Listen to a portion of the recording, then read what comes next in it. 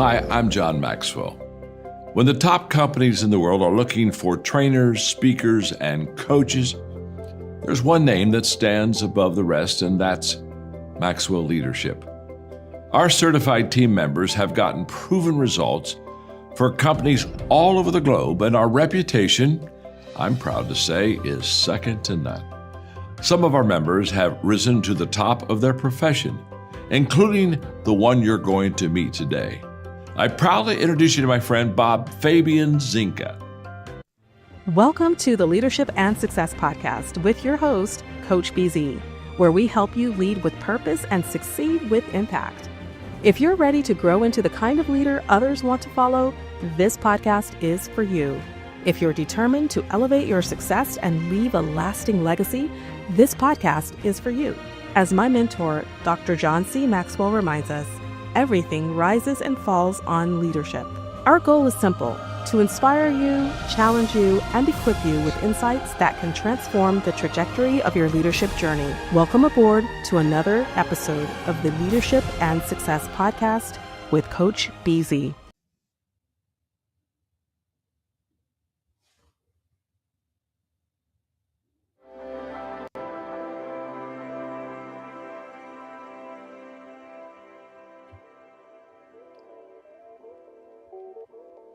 So my name is Erica Dobbs, and I'm the CEO of Dobbs Defense Solutions. Our companies support the intelligence community, but we also support federal civilian agencies as well.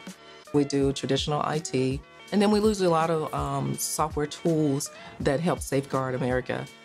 So I started my business as a means to provide an avenue for people who look like me, and what I mean by that is women and veterans. I wanted to give them a safe place to be able to go to work where they weren't judged because of their gender, age, or ethnicity. And so I decided to create Dobbs, and I think I've created a family that's a rainbow. So I think the diversity in small businesses is really unique because when you look at America, a lot of the technology that was derived in America, it came from minorities. I think it's important for America to accept us because we are the innovators and we are the ones that make a difference in America. It's not the other companies, it's us, and we belong. What's important to me is building a generation of STEM people that look like me and you. I forego my salary in order to build a legacy for people that look like you and I. I bring high school kids in. I bring in kids from colleges and universities, and we create a sandbox for them to actually practice in, to learn STEM, to be free to actually explore and break things. It validates them. The challenges are always gonna be your ethnicity and your gender, right? So all of my challenges, I use them as my vitamin. Like, they energize me to go fight harder for people that look like me. So it's my job to make sure that the dream that I have put in place for all of us is successful.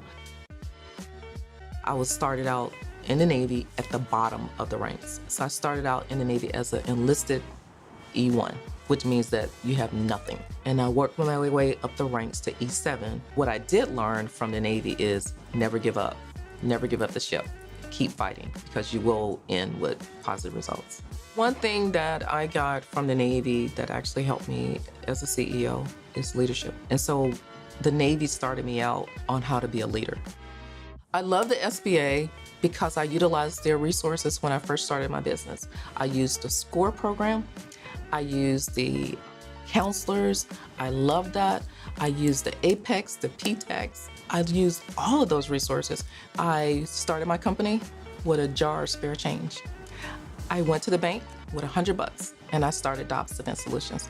Today, I can tell you that I bootstrapped it without those bankers that told me no, and we cleared last year at $8.2 million. We won the SBA Maryland Veteran Company of the Year. We're soaring. We're soaring.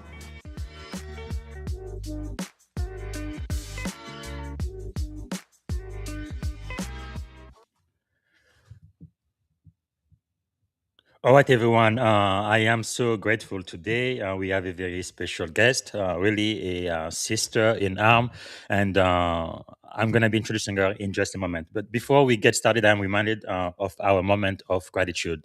as you know, every time we meet, we want to take just a moment to be grateful every single day, especially because in the military, about 21 service member commit suicide every single day. And here we believe it's impossible to be suicidal and ungrateful at the very same time. So if you would, go ahead and close your eyes and maybe put yourself in your happy place, take a deep breath, calm down your nervous system, and think about one thing you are grateful for right now. And today I am really grateful for all of the veterans, those who have come before us, the people whose shoulder I stand on, all of the men and women, people of color, and people who've decided I love America and I'm going to put my life on the line for this country. And I have such a huge debt of gratitude for all of those people.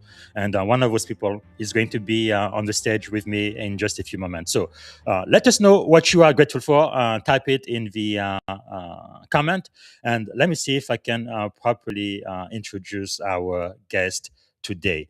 So I am really excited because the life of the commander, retired commander now, I'm going to be introducing is so much parallel to my own.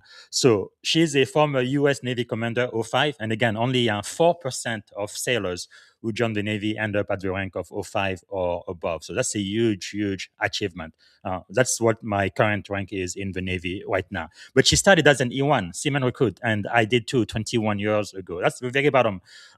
So pretty much everybody outranks you in the Navy at that rank. She went from E1 to 05.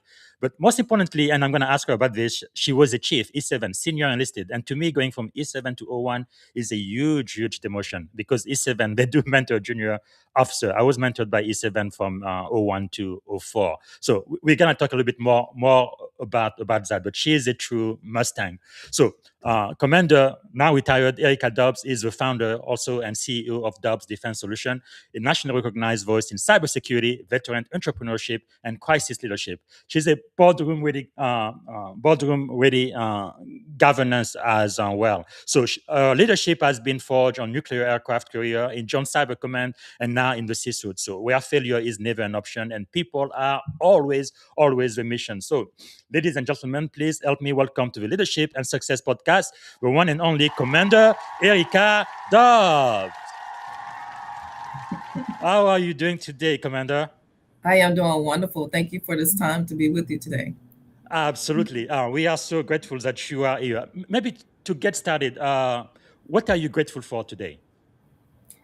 Hey, this morning I'm just grateful for being able to actually, spend time with you before the session. I look at how so much similarities that we have in the fact that we survived the journey, and so I'm just grateful for my time. That I have been the CEO of Dobbs Defense Solutions, and the wonderful employees that I have today that support my dream and my vision. So I'm just giving thanks for that. That is so amazing. And by the way, we have Abby Gonzalez, great human being, great leader. So proud of you, Erica. And Abby, let us know where you are coming from, what city, what state.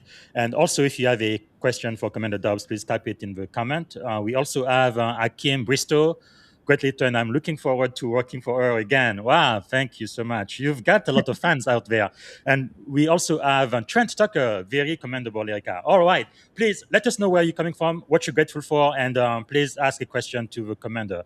Okay, one more. Man, this is going to be the most interactive session. I am grateful for leaders like Erica Dobbs and to be listening in this morning. That's Miriam Brisken. Hi. And by the way, I guess I can call you Erica since we are both commander, but I have so much respect for you because I definitely stand on your shoulder. You are one of the very first IP officer, information professional. We later became information warfare, which is what I am now. But it's pretty amazing how the Navy has evolved and how the next generation of sailors will be standing on the shoulders of us and those who came before us. So again, thank you for your service.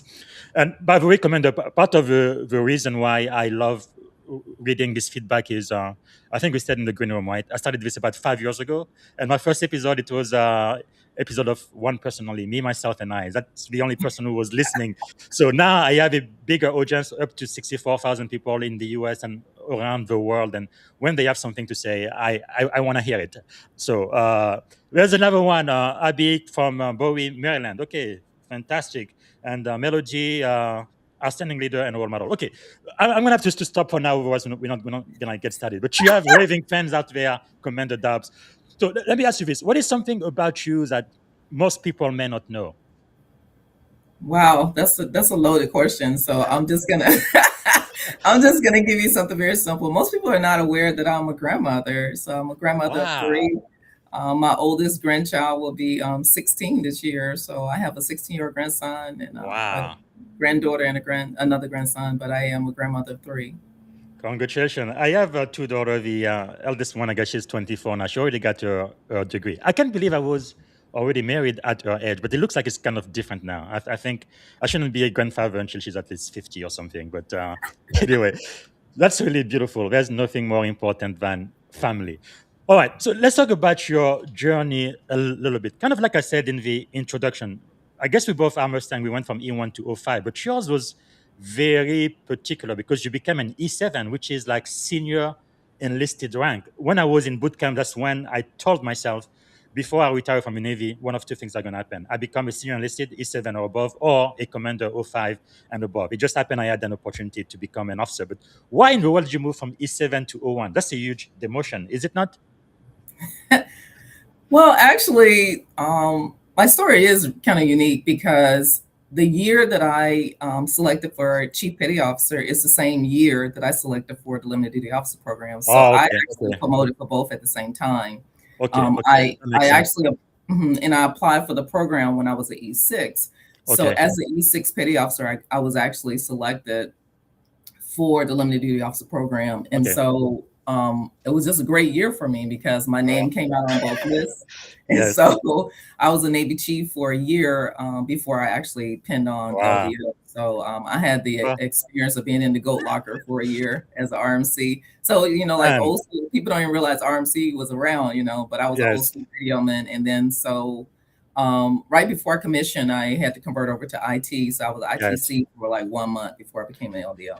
Yeah, I believe I was enlisted when that conversion happened from RM to IT. Wow, congratulations! Because I'm being in the GOAT locker, that's a huge, huge, huge achievement. Because the truth is, our chief, they truly run the Navy. They are the anchor. So the anchor they wear on the collar really, really means something. But wow, that is amazing. I felt the pain though. I will tell you the difference.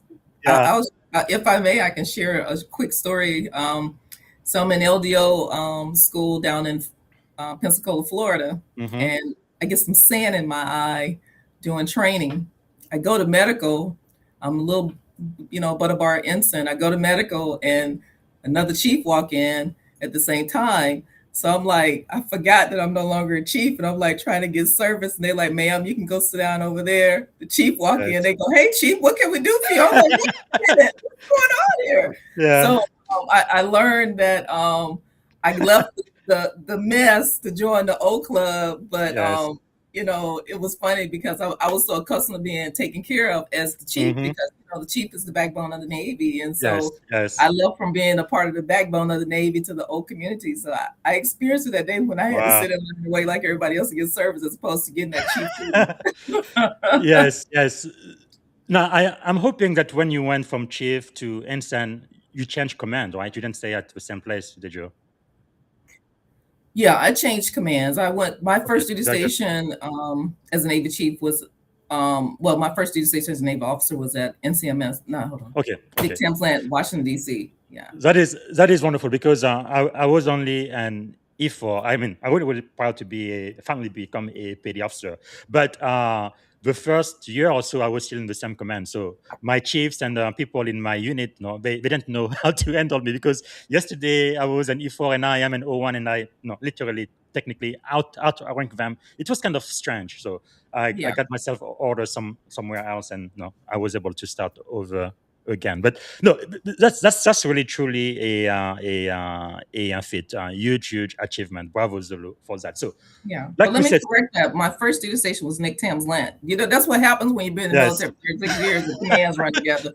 So my first duty station was Nick Tam's Land down in Norfolk, Virginia. That was my first ensign command. but it was different than your chief command, right? My chief command was NATO, so I was at the NATO Okay. headquarters. Very good, very good. Yeah, because it's I guess it is just human to see somebody just move rank like that. It's pretty amazing. So you began your career as an E1, lowest rank in the military. You retire as a commander, a senior officer in the most powerful navy in the world. So what leadership lesson could you only learn by coming up through the enlisted ranks before becoming an officer? And before you answer that, I'm gonna ask, if you had your uniform on, I would see the good conduct medal on your chest, right? Of course. Of course. That's one medal I am especially proud of. Is there a medal that you have that you are most proud of all of the awards you've won throughout your outstanding career in the Navy?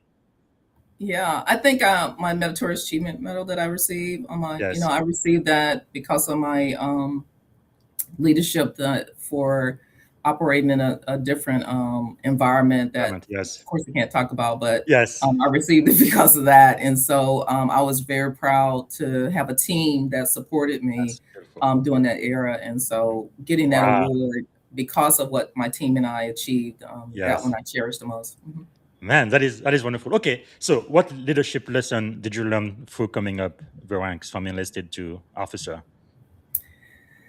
So I learned a lot of lessons, to be honest with you, but the most Yes. important lesson that I learned is that no one follows an individual. They always follow a Hmm. leader, right? And so you have to be a good leader. Everybody can run around and say that you're a leader, but you have to be a good leader in order for you to have someone to want to follow you.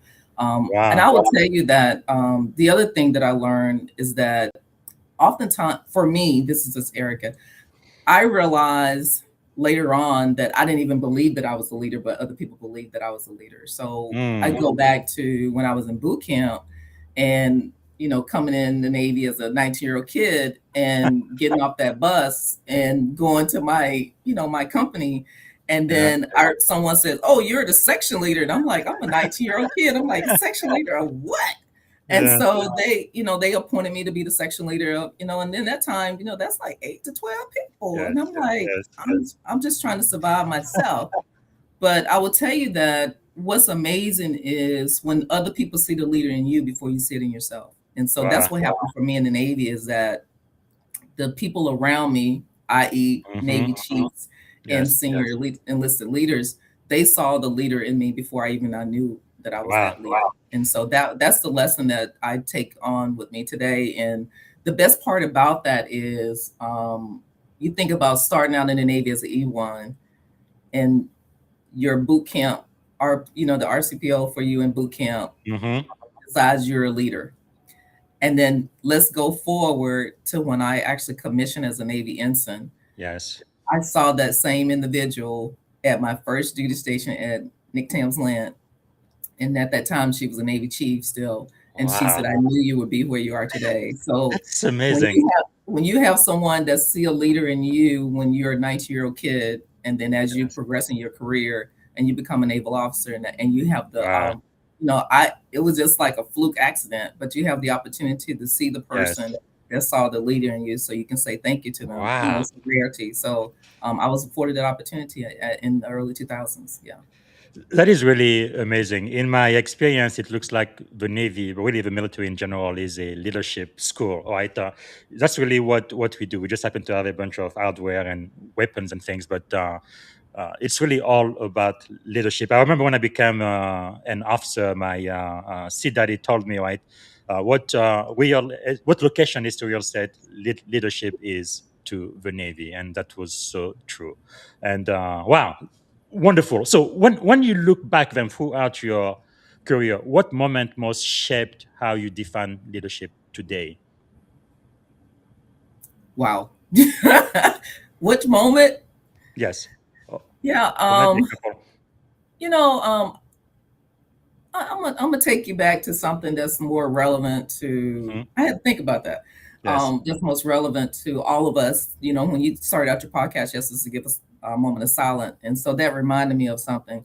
So I would Mhm. say the most moment that did that for me was doing 9/11. Mm. Yes. So doing 9/11, I was an ensign on the watch floor at NCTS land and Nick Tim's land, of course. And it was so chaotic all around me. Mhm.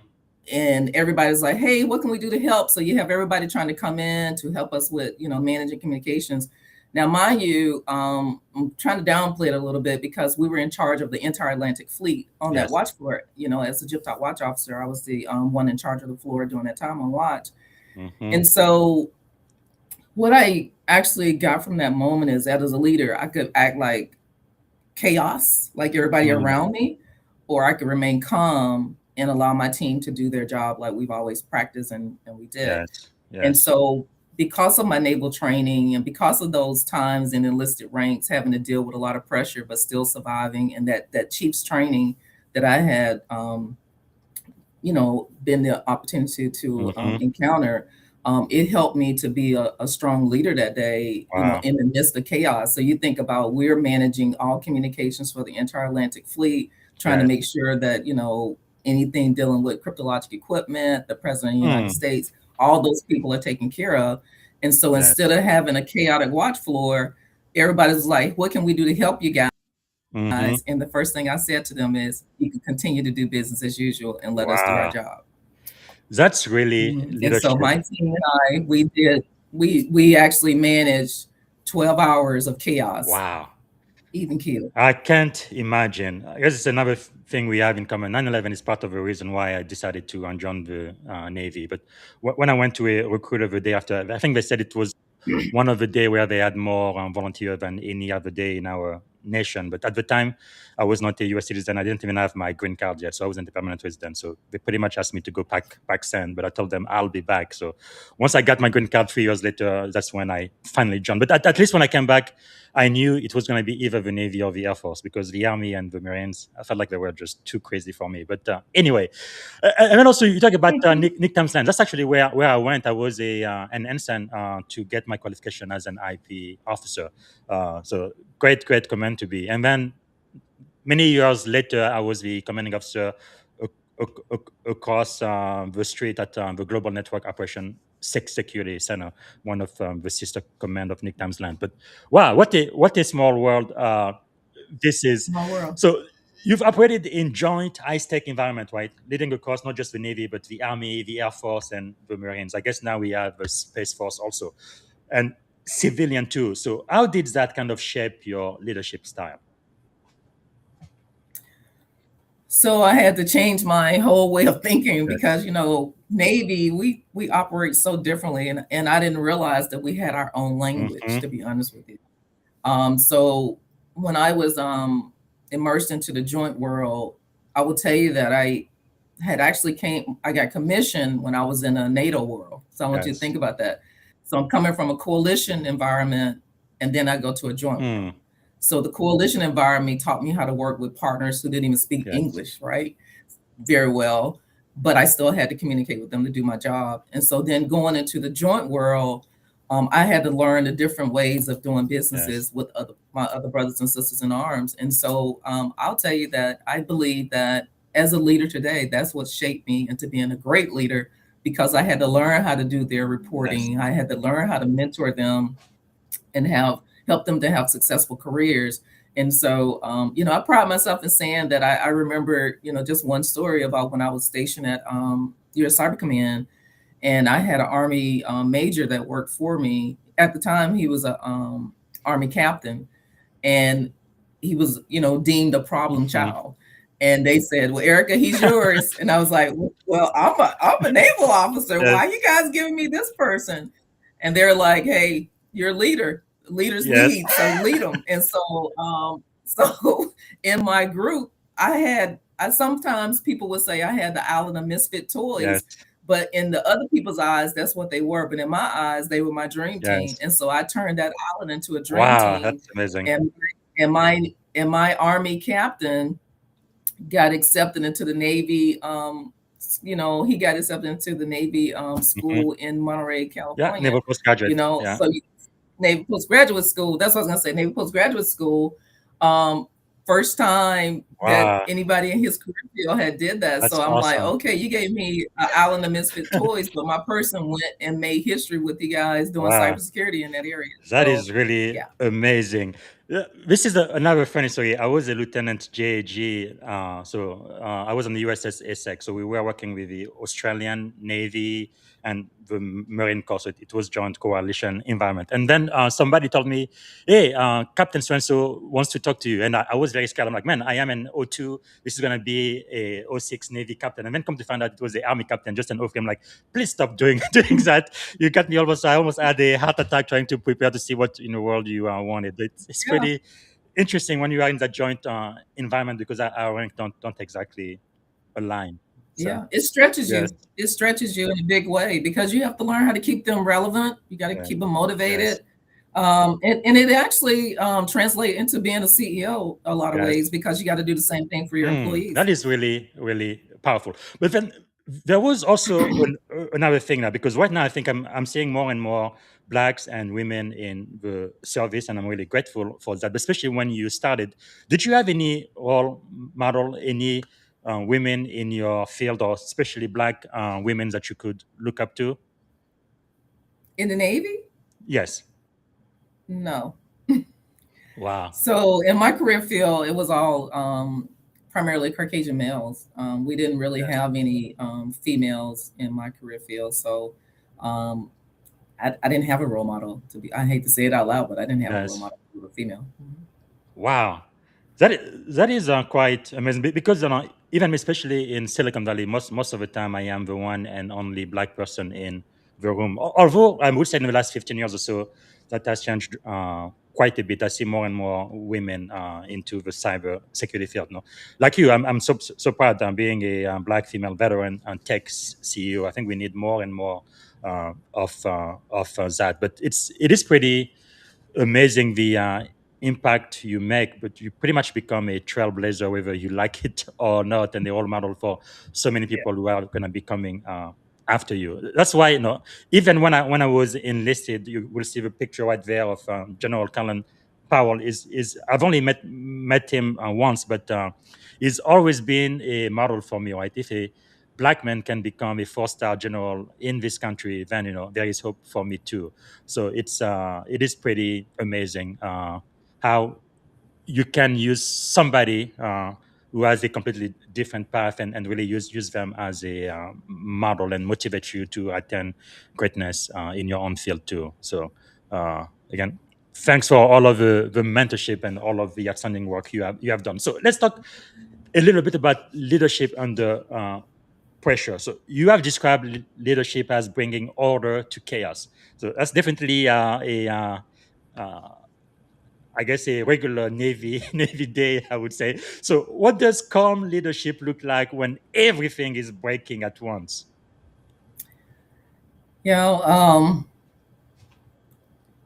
for me, it looks like calmness. Like I'm not.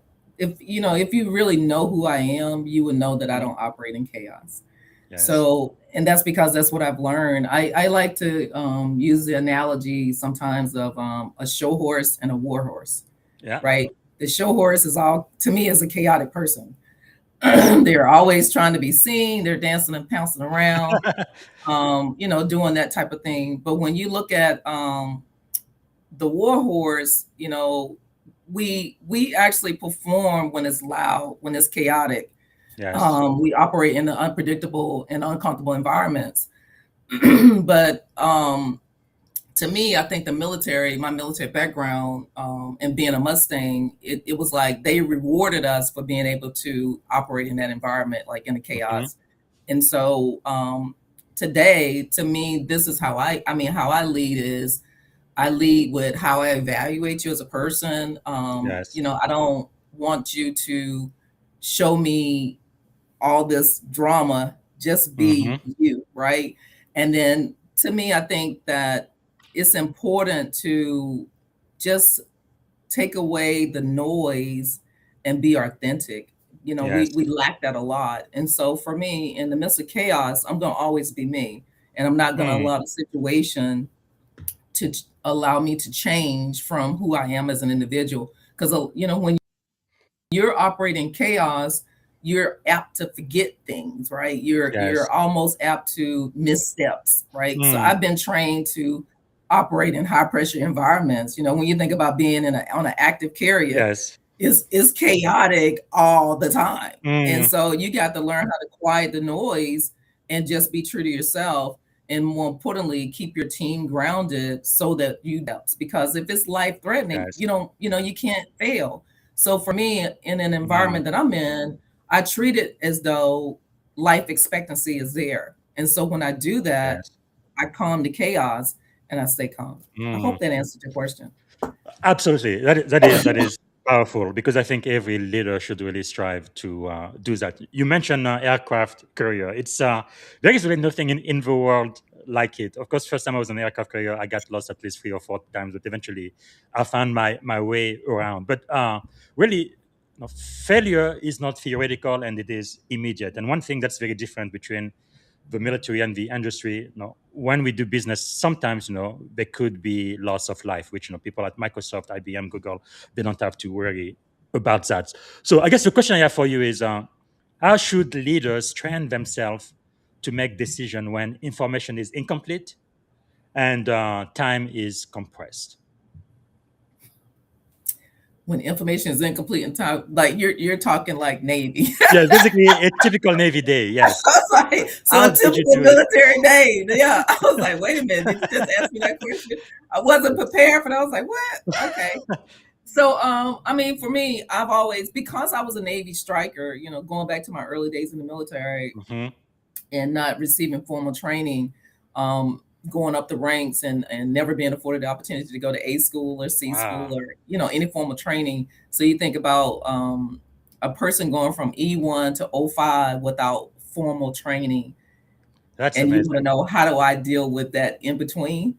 Um, Yes. I read, I dissect the situation, Mm, and I look at the highs, the lows, the shortfalls. I yes. completely pull it apart, and then I look at what's the best solution, Hmm. and then that's how I survive in it. Because Wow.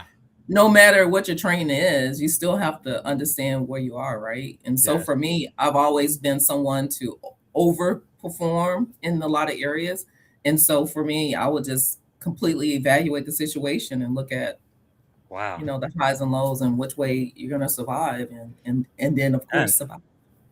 That is quite insightful because another one of your quote, which I used to advertise this episode, you said, "Regulate the room before you regulate the plan." I think that's so insightful. Can you unpack that for our audience? What do you mean about that, especially facing crisis, cyber incident, or organizational upheaval? Regulate the room. Regulate the room. Yeah, that, and I think I already touched on it a little bit where I talked Mhm. about with the 9/11 situation. You have to make sure that you train the way you fight, right?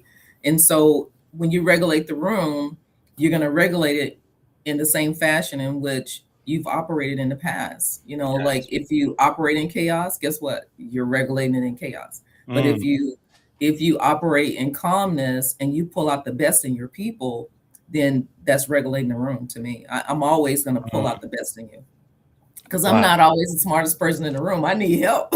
Yes. That's why Yes. you help with what's around you, right? So, Yes. so what I mean about regulating the room is looking at where my talent is, looking at the people that I have in my ecosystem, and how do I use you to actually make us better as a team? Yes. Because I Yes. don't operate as an I operate as a team. So when I'm regulating the room, I'm regulating the room to say, okay, what can you do to Mm. help us to succeed? And that's just my model. Wow. So now, as a tech CEO, and I've been living in Silicon Valley for the last, 11 years also, I think we do cybersecurity a little bit differently. I think we have different priorities in the military and in the industry. But you do see cybersecurity as a continuation of service, which is admirable. But what do civilian leaders in the industry kind of misunderstand most about cyber risk and national security, in your opinion? I was gonna say, in my opinion. Yes. um, I think that a lot of times, no matter what sector you're in, that we forget the most important thing about, that environment, and it's Mhm. about trust, right? So to me, I think cybersecurity is about trust. Yes. And then I think that when you're talking about the national missions and intelligence systems and things like that, you still have to depend on what you don't know, like the unknowns. And Mhm. so when you're looking at technology, um, you always got to look at leadership. Like to me, everything goes Yes. back to leadership, right? Yes. And so cybersecurity to me is not about trust. It's about the leadership that you have in place. It's about the people that you Mm. have in place. A lot of times we forget that it's the people that make it a success and Yes. not just the technology itself, because the technology can't operate itself. You Mhm. have to have the people. So I believe that in order for cybersecurity to be as effective as it should be, is that you have to make sure that you are surrounded by the right people, but as a Yes. leader, that you're leading with the same tenacity as you would in that Hmm. environment. That is quite insightful. I felt like maybe it was maybe I don't know, 3, 4 years ago when AI started taking over the world. Back then, and I still believe today, AI should really make people more effective in their role. However, in Silicon Valley, more and more companies are replacing people now because of the automation you get through AI. I think that is a mistake. But let me ask you about just not e- emerging tech, AI, and automation. It's really accelerating quite exponentially right now. What leadership principle do you think should remain non-negotiable, no matter how fast technology moves? Ask me that again. I want to make Yeah. sure I hear. So, what leadership principle must remain non-negotiable for leaders, no matter how fast technology moves? No, I'm thinking about AI, automation, Sure, sure, sure, emerging sure. tech. So I think that as technology is moving, we have to understand that technology supports people and not Hmm. the other way around. Um, and as technology is moving, you got to make sure that it's not leaving the people behind. A Yes. lot of people look at AI and think it's a new phenomenon. It's not. It's just the way that we use it that's new, right? And Hmm. it's because I remember using AI in the early 80s and 90s, and most people don't realize it existed in that time frame. Yes. But I think that we have to understand our audience as well, because being in Silicon Valley, you guys just throw stuff against the wall. Like I know how they are. They just be Yes. throwing ideas against the wall to see what sticks, and then if that sticks, Hmm. then okay, it's the new phenomenon. So I think that even in the research of what you're trying to push out, make sure it's relevant to the people, and not trying to make the people relevant to it. That's just Hmm. my take. Powerful.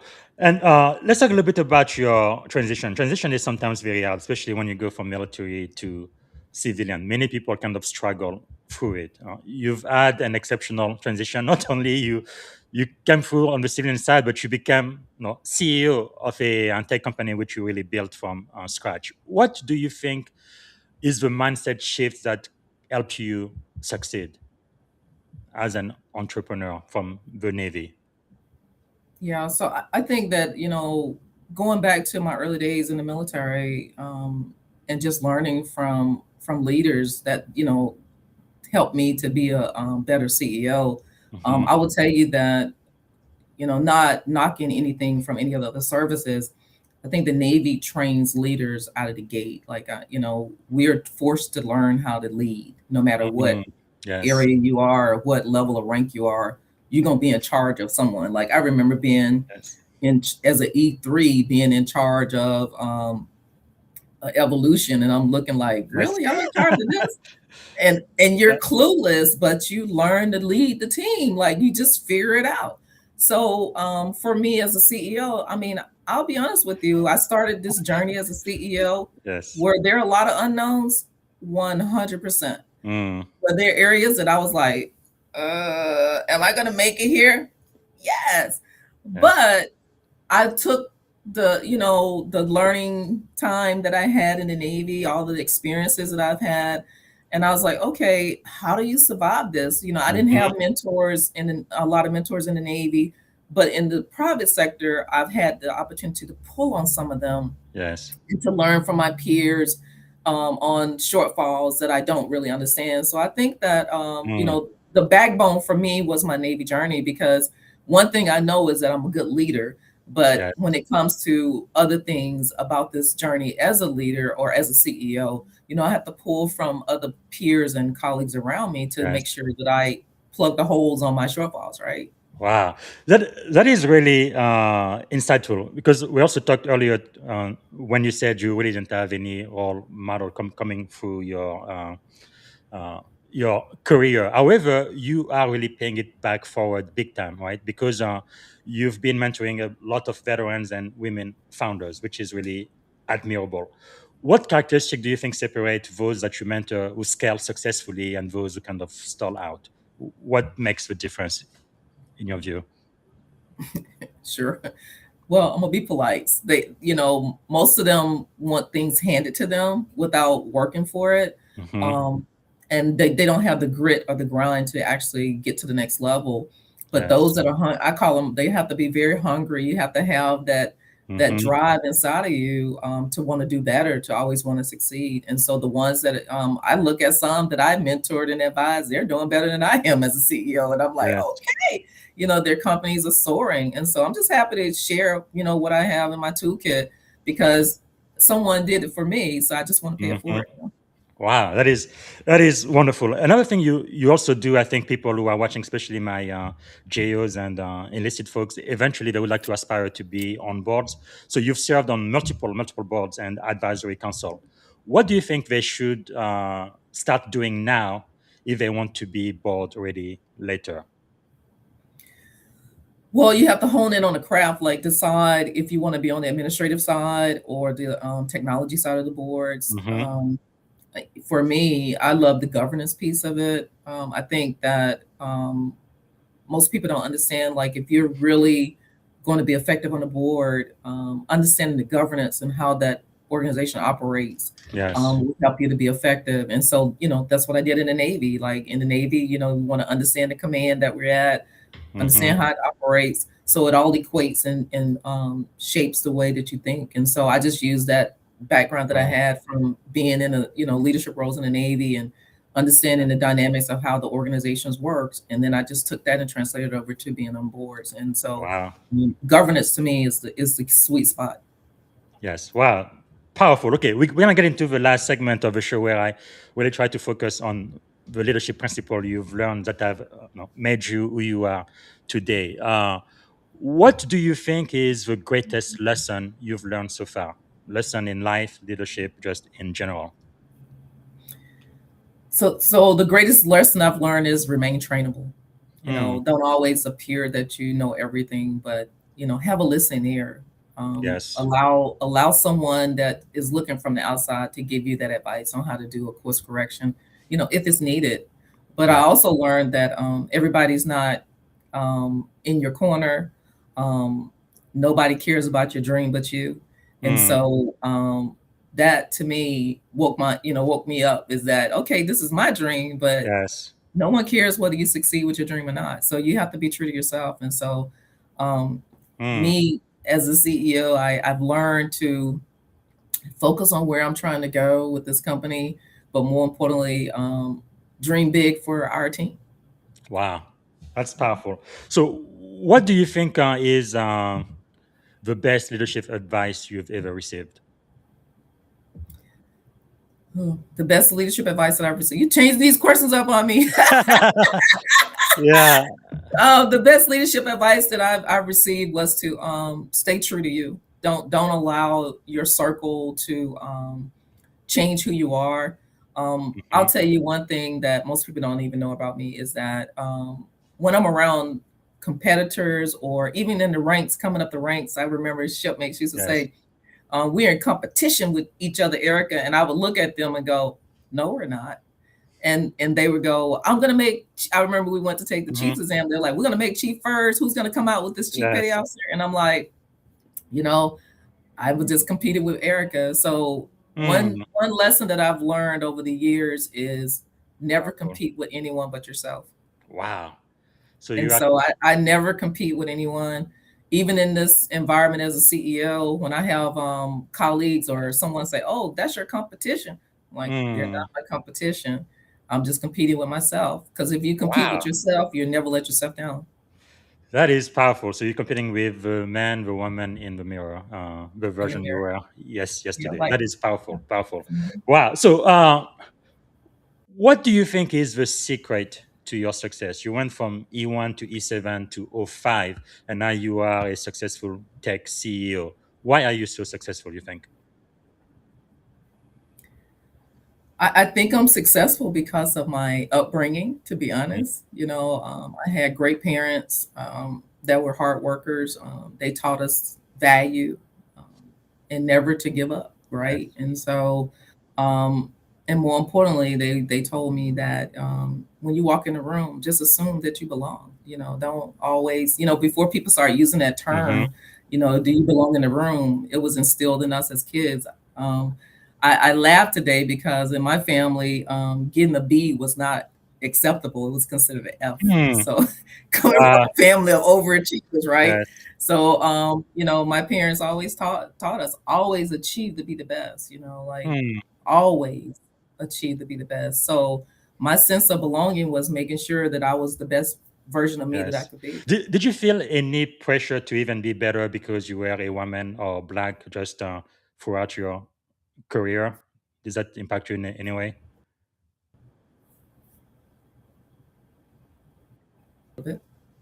Oh, sorry. Oh, did you? The question I ask is, while you were going through the rank, did you have a sense that you had to be even better because you were a woman and because you were black, in a world clearly not made for you?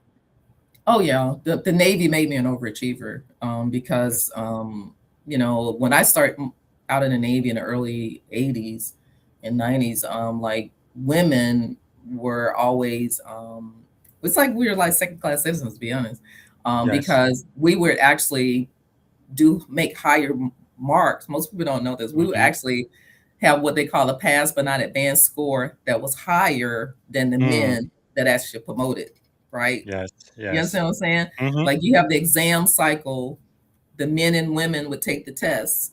Our Yes. scores would be higher than the guys, Mm-hmm. but we wouldn't advance and they would. Yes. It was, it was Yes. a quota thing. Mm-hmm. And so then also, you're considered as, a little different when you're female.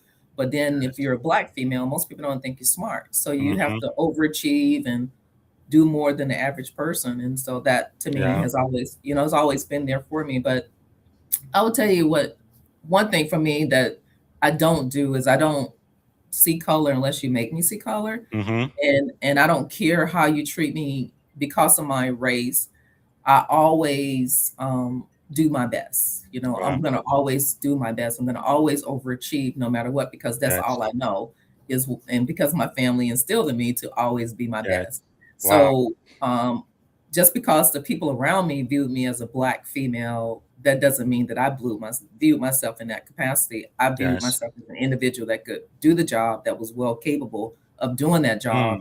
And so to Powerful. me, in the environment that we're in today, where we look at all of the different, acronyms that's being Mm-hmm. used or floated around.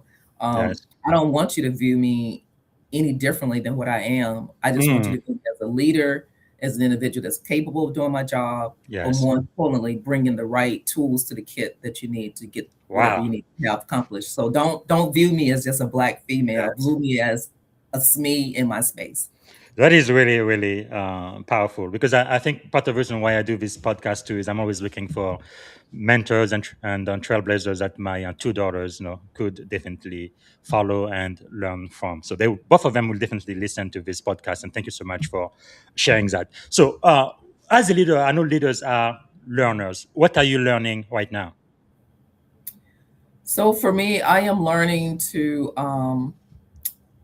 do better marketing. Like I'm learning a lot of things. Yes. I'm like we're 100% rebranding the company, right? So I'm learning the nuances about rebranding, and I'm learning about taking a business from a startup phase to another phase of this Mm-hmm. journey. And so in this phase of my journey, I've sought out some very strong mentors who Yes. have grown companies and sold them. And so Mm-hmm. what you had what I had in the beginning doesn't work now. And so, for me, I'm reading books on that, Yes. how to lead a team into the next era, things like that. Fantastic. Now, we've talked a lot about your successes, but I know you don't really succeed unless you go through failure. Is there any experience you are willing to share? Or I guess maybe a better question is, how has failure shaped your life? So a lot, yeah, we all have our ups and downs, right? And so I would tell you that a lot of my failures are my strongest, advocates for me doing what I do best, right? Mm-hmm. I'll tell you, recently I had to learn some very powerful lessons about failures, and I am grateful because I turned those hard moments and difficult times into a trainable moment for myself, not for anybody else. You bring people on to your teams, and they have all the right tools in place. They have all the right skill sets, Yes. but that doesn't mean that they're there for you to succeed, right? And so, as a CEO, we had some setbacks in a few areas, and what I learned is that even if I trust and verify, even if I hire or do all the right interview tactics and things like that you every now and then you're going to have a bad apple to get through that, that hole and in your team. And so one thing I had to learn is that in the midst of all of that, you have to listen to your team. And as a CEO, sometimes, we're so busy doing other things that leaders do that we forget to allow the voices that's amongst us to be heard. And so I thank God for my team, because if I had to listen to them, we wouldn't have experienced the failure that we did. But going back to that moment and actually, just going back and asking questions, and they're like, Ms. Dobbs, I think we should do this. I don't think we should go that way. So I think that a lot of leaders are apprehensive about talking to their team. But remember, I said I'm trainable. I don't know everything. That's why I have a team. And so in that time, my team and we did a lot of hashing out some areas that we know we needed to perfect. And so I'm grateful to say now that we're soaring in that area now. We're not falling short in it, but you just have to fix those areas that have some little deficiencies and move forward. But to me, I think you have to listen. Don't just have a team just to say you have a team. Have a team that you really trust and use and want them to be a part of the process. That's what I would say. That is powerful. Yeah, one of my mentors, Dr. Willie Jolie, used to say, right, a setback is a setup for a comeback. And I think 100%. as long as you learn from your failures, you are really not failing. You are moving forward. Wow, powerful. So let me ask you this. If you could have dinner with 3 people, right? They could be alive, dead, or mythical figure is fine too. Who would you choose and why? 3 people to have dinner with. So I'm not a person to follow. I don't even know why you asked me this question, because I'm not that person. Like, I walk in the room. I'm gonna tell you something that's funny. I walk into rooms and I'm in a room with people that are high profile, and I laugh at this because they're waiting for me to have that that starstruck moment, and I don't even know their name. And so, so that question took me back to a moment where I was at a dinner, where I was actually at a dinner, and I won't say the person's name, but the person was the guest keynote speaker, and I had no clue that I was talking to a billionaire keynote speaker. But we were having a female moment where she was going through the early stages of menopause, and her clothes were drenched, and she was like, "Well, Erica, what do you think? Do I keep my jacket on, or do I take it off?" And I'm like, "I would leave it off, because if you keep it on, everybody gonna know you're having a moment because it's drenched." And so, when you say, "Who do I want to sit at the table with?" I'm like, to me, the only people that I would probably want to sit at the table with is my employees, because I want them to know that I appreciate them, because I've been exposed to the high profile people at their Yes. table and had no clue who they were. So, Yes. hey. And then when she get up, I learned, oh my, I'm sitting here talking to the billionaire and I didn't even know who I was Yeah. talking Oh, that's a nobody has ever said that, but that is very very powerful. And I know some other people I've interviewed have said no, their spouse and their children or their grandma, very very personal. So I like employees. Thank you for sharing that. Okay, is there maybe a book that you would recommend to my audience? Something you've read that we should read also? Yeah, I'm reading a book now called The Advantage. Hmm.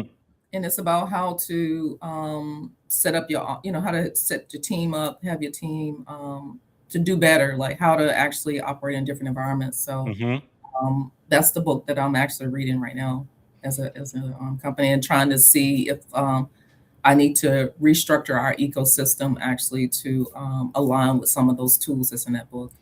Well, that's by Patrick Lancioni, right? Hmm. Yes. Yeah, I like him. He has done a lot of great work. Well, thank you for sharing that. And is there maybe a song or a book or a movie that would be your life's theme or anthem? A song, a book, or a movie. Yes, that would represent your I life's can give theme. you a scripture. Okay, please. Yeah, Yes. look, you ready? I can give you a scripture that I lean on is like throughout my military career, I had one scripture Mm-hmm. that I read for 30 years, something plus years, and that's Mark 11:20 through 24. Have Yeah. faith in God. Whatsoever you Yes. say to the mountain, be that removed. Um, Yes. And don't doubt in your heart. yeah, So, and he will give the wow, desires of your heart. So, that's powerful. um, yeah, I believe in standing on my biblical principles, more than Yes. anything. Yeah, as opposed to a movie or a thought or idea. Mm-hmm. I stand Wow. on the word of God. Yeah. That is really, really powerful because you need to have a positive attitude in life and have faith that things are possible, right? Even though it's not likely, but it is. There is a possibility to that. It reminds me of what Les Brown said. I think it's the first one I heard say that. Right? You have to shoot for the star. This way, even if you don't reach the star, at least you will hit the ceiling or the roof or something, but always having that positive mindset, it is possible for me. Well, thank you so much for sharing that. Okay, we are almost out of time. Can you give me like 5 more minutes before we land this plan? Thank you so much. If you only had one and only one day to live, what would you have liked your final contribution to be? Just giving back to others. Like Mm, I do everything I do to better our community, to better our country. So I just want to be recognized for my ability to give back to others because I don't need anything. yes. Wow, that is quite insightful. So, if you had a magic wand and you could solve any problem at all, what is the one problem you'd like to solve first thing tomorrow morning? Um, the education divide for our children. Hmm. Yeah. Yeah, especially now, it looks like the Department of Education is going to be disassembled. But yeah, it's something. Okay. So we are coming toward the end of the show. So let me ask you, what can my audience do to give back to you? You've added so much value to us by speaking to us today. How can we add value back to you? Just follow me on LinkedIn, of course, and go to our website. Look at any. I would like for them to look at our website at the job section and see if there's anything that we can do to help them. More than anything, like if there are any Yes. job opportunities that we have available that they would like to apply for. So, I don't ask for much. Powerful. Thank you. Thanks so much, especially right now, because I think especially Black women, so many of them have been laid off from government jobs. And thank you for making this available. We really do appreciate that. And is there a question I should have asked you, Commander, that I didn't get a chance to ask? Anything you wanted to talk about today we haven't talked about yet? No, I don't have any questions that I think All we right. missed out on. Very good. Look, So you asked more than what we talked about. True. But let me ask you this. I think this is probably the most important question. I believe you are about 19-year-old here. So the question I have for you is, if you could go back and give a piece of advice to this young lady right there, 17, 19 years old, standing at the edge of this incredible career you've had in the Navy and in technology, what would you say to 17-year-old Erica? Keep striving for the best. You know, like Keep during that striving. time, yeah, keep striving for the best. Don't doubt yourself. Keep striving for the best. Because, you know, when I joined the Navy, I dropped out of college to join the Navy. My Wow. family was not very happy with me.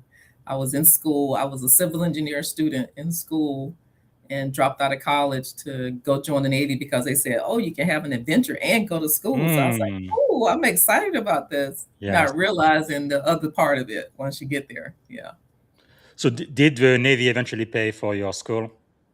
they did. Okay, Mhm. fantastic. Yeah, they did. Yeah, this is another thing. I feel like some sailors don't really know all of the benefits that are available to them, whether it's VA, mortgage, GI Bill, or whatever it might be. But of course, if you don't take advantage of those benefits, it's not going to be Mhm. helpful to you. Wow, powerful. Okay, we are going to end this in a couple of minutes. So let me do a light round. It's going to be really fast. So don't take too long to think. In a couple of minutes, we're going to be done. Let me ask you this. What is one word that defines great leadership? One word. One word. For One leadership. word that describes leadership. Discipline. Discipline. Okay. What is a morning routine or practice that keeps you grounded? Prayer. Okay. A book or a quote that changed your life? I think that's Mark 11, 22, 23. I'm going to assume. So I'll give you one word. Mhm. Focus. Focus. Wow. Okay. Who inspired you the most today? My team. Yes. All right. A leadership habit you refuse to compromise on. If I know I'm right, I'm not compromising. So I am a Very little good. stubborn. Good. Yeah. Being stubborn is good. I am too, but make sure you're right. Because if you're Yeah. wrong, my goodness, it could be terrible. Okay. What is a question every leader should ask themselves frequently? Am I doing my job? Wow. All right. So, what did you want to be when you were a kid? You ready? Or architect. Really? Wow. Okay. Yeah, I guess That's that's why I was in something to school for achieve. civil engineering. Yes, yes. Well, at least now you are the architect of your company, I guess. Okay. So, what are three adjectives describing you as a child? Shocking. Quiet. Mm-hmm. One more. Athletic. Okay. What about as an adult? As an adult, forward thinking. You know, I walk into the room and I always assess it, and I love to see change. So I'm a change maker for sure. Okay. Change So, agent. very good. So let's finish with this. I like to end on a positive note with everything that's happening in the country and really the world right now. I want to stay optimistic. What is something you are feeling optimistic about? That this is going to be a great year. Like I'm Yes. not, looking at what's happening around me. I'm just Mm-hmm. staying focused on what I can control. A lot of Yes. times we get so caught up in the chaos because this what we are operating in right now is chaos. Yes. But you Yes. have to take the chaos and calm it down and just do what's in your sphere. Yes. And so that's what I'm doing. Like I'm not focused on, how Mm, many people got fired, what powerful. ethnicity they are, what Mm-hmm. gender they are, none of that. That to me, Yes. that's like white noise. Yes. So I'm just staying focused on where we are today as a company, where I Mm-hmm. am as a leader, and what I can do to fix what's in Wow. my realm of Powerful. expertise and in my sphere. That's all I care about. Thank you so All much for sharing that. that is Yes. irrelevant. Focus on your mission. All right. This is the very last question. Thank you for giving us a couple of minutes. I know we are about 5 minutes over, but last question I have for you. What is one word that represents our shared experience on this podcast today, Commander? I would say thought provoking. Good. Thank you. And I'm so grateful. You are my big sister in arm. I definitely stand on your shoulder. You were an IP officer before that even meant anything. Even as a surface warfare officer, that's pretty much what you did for the Navy as a communication officer. And then eventually the IP kind of took over. I didn't become an IP officer until 2007. And I believe our community started right after 9/11, I think, around 2001. 2000. Yeah. So you were one of the plank owner for the community. So I salute you and thank you so much for your service Thank and you for coming. for being one of our master teachers today. Thank you so much, Commander Erica Dobbs, retired. Thank you. Thank you. All right, everybody. This is one for the book. I'm very, very grateful to Commander Erica Dobbs, really an outstanding officer and now tech CEO. When you guys watch the replay, please keep letting us know where you come from, what you're grateful for, and also if you have any feedback on what we've covered today. So really quickly, in about an hour, I will have... this is a non-religious broadcast. I'm going through the book of Proverbs in January, Ancient Wisdom, mentoring from the book of Proverbs. Again, this has nothing to do with religion, but it's about the ancient wisdom and the leadership lesson from the book of Proverbs. Today is January the 14th, so we're going to do chapter 14 today, and then 15 tomorrow. And at the end of the month, the 31st, we're going to go through all 31 books of Proverbs. Like I've explained before, I used to do this when I was a teenager. I think I was 12 or 13 years old when I started doing this. Every year in January, I read one chapter of the book of Proverbs. And later, when I got married, I would do it with my wife. So this is the first time I am doing this publicly on LinkedIn and YouTube. If you want to join me and share your thought about Proverbs chapter 14, again, to get wisdom and leadership lesson, not religion, you are welcome. And after that, today, I will be speaking with Lisa Fan. She's a mentoring architect, a builder, a connector. We're going to be talking about living out loud. Our mentoring builds leaders, cultures, and career. She's a best-selling author of 2 mentorship books, The Mentor's Guide and Bridging Differences for Better Mentoring. She also has a TEDx talk about mentoring, so you definitely want to be there. That's going to be at 10:30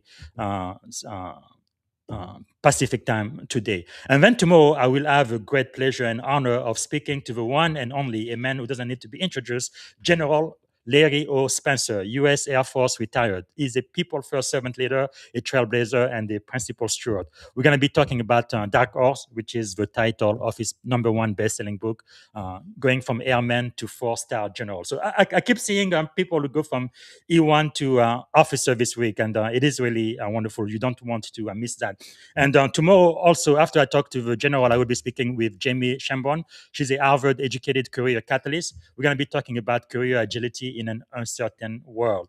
And then on Friday, I will be speaking with Colonel Josh Hyattsville, U.S. Army retired. He's a medical doctor, a combat physician, educator, speaker, and best-selling author of A Prescription for Caring in Healthcare Leadership. So we're going to be speaking about A Prescription for Caring on Friday. All right. Thank you so much for watching the show today. I hope to see you for the ancient wisdom and leadership lesson from Proverbs chapter 14 in about an hour. And then later today with the one and only Lisa Fan. All right. Have a wonderful day and see you later. Bye. Thank you for tuning in to the Leadership and Success Podcast with your host, Coach BZ. If today's episode added value to your leadership journey, be sure to subscribe, share, and join us again for more wisdom nuggets on how to lead better and achieve greater success. Remember, leadership is the most critical skill of our time. The world will always need leaders to inspire others, drive innovation, and execute meaningful strategy. So why not count yourself among the bold leaders shaping the 21st century? Until next time, stay inspired, stay committed, and keep leading with excellence.